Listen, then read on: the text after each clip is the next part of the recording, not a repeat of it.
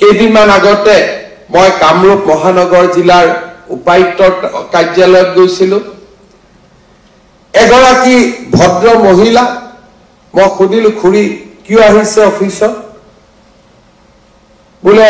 মুখ্যমন্ত্ৰী ডাঙৰীয়া মোৰ হাজবেণ্ড অসম চৰকাৰৰ এগ্ৰিকালচাৰ ডিপাৰ্টমেণ্টত কাম কৰিছিলে গেজেটেড অফিচাৰ তেওঁৰ পেনশনটো মোলৈকে ট্ৰান্সফাৰ হোৱা নাই তাৰ কাৰণে মই ইয়াত আহিছো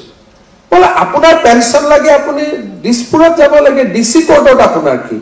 মই দেখে যে মোৰ স্বামী আছিলে সেই কথাটো ডিসি জনে লিখি দিব লাগে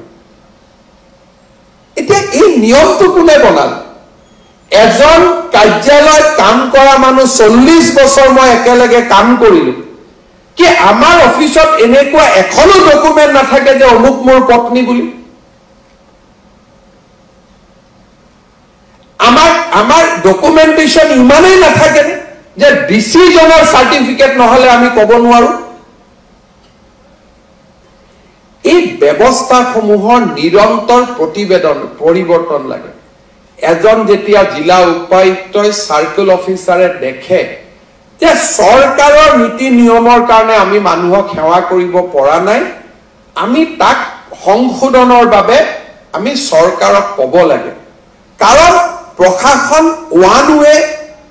ট্ৰেইন নহয় সংবাদ হ'ব লাগিব ইজনে সিজনৰ কথা কব লাগিব যে এই সমস্যাটো মুখ্য সচিবক লগ কৰি যে স্যাৰ আমি কষ্ট পাই থাকো সৰকাৰৰ এই গাইডলাইনখনৰ কাৰণে আমি কৰিব নোৱাৰো আপোনালোকে মোক সৰু কৰি দিয়ক যদি আধাৰ কাৰ্ডত মোৰ দেউতাৰ নাম লিখা আছে তাতকৈ আৰু মোক ডাঙৰ প্ৰমাণ কি লাগে যদি আধাৰ কাৰ্ডত লিখা আছে যে মোৰ দেউতাৰ নাম কৈলাশনাথ শৰ্মা ডিসি জনক তাতকৈ আৰু কি প্ৰমাণ লাগে কাৰণ আধাৰ কাৰ্ডখন বনাওঁতেই প্ৰমাণ লোৱা হৈছে যে মোৰ দেউতা তেওঁ হয় নে নহয় সাহসী পৰিৱৰ্তন লাগিব যদি আমি সাহসী পৰিৱৰ্তন কৰিব নোৱাৰো প্ৰশাসন কেতিয়াও ৰাইজৰ ওচৰ চাপি নাযায় দুই এজনে মোক কব যে স্যাৰ মানুহজনে কি জানি সেকেন্ড ম্যাৰেজ কৰি থৈ দিছে কেনেকেনো দি ইনকুৱাৰী কৰি তেনেকুৱা কেছ কেইটা আহিব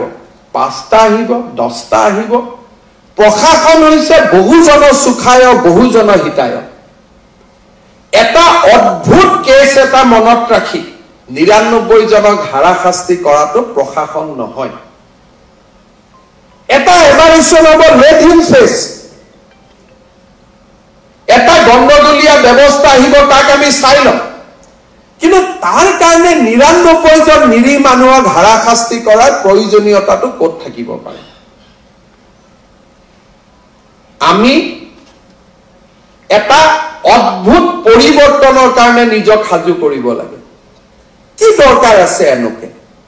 ডিৰেক্টৰ জনে মাতি আনিব ভাই মাক মাতিবা এদিন দুআষাৰ পাতি লম হৈ গল লিখি দিলে যে I have talk to him finish আৰু কি প্ৰমাণ লাগে মই মুখ্য সচিব ডাঙৰীয়া কব খুজো সহিটো মোৰ লব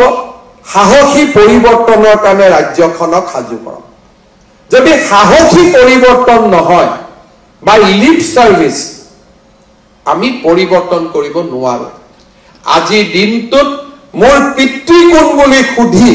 জিলা উপায়ুক্তৰ তাত আজি দিনটোত 12,000 এপ্লিকেশন জমা হৈ আছে গোটেই অসমখনত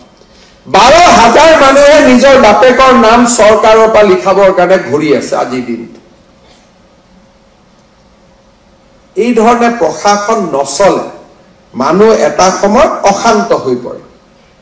আৰু মানুহৰ মাজত আমি অশান্তি আমি একো সহায় কৰিব নোৱাৰো ৰাস্তা ঘাট বনাই দিব নোৱাৰো স্কুল কলেজ কৰিব নোৱাৰো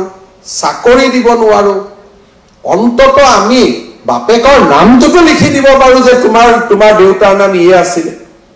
এইখিনিও যদি কৰিব নোৱাৰো আমি প্ৰশাসনক কেতিয়াও ৰাইজৰ ওচৰ চপাই আমি লৈ যাব নোৱাৰো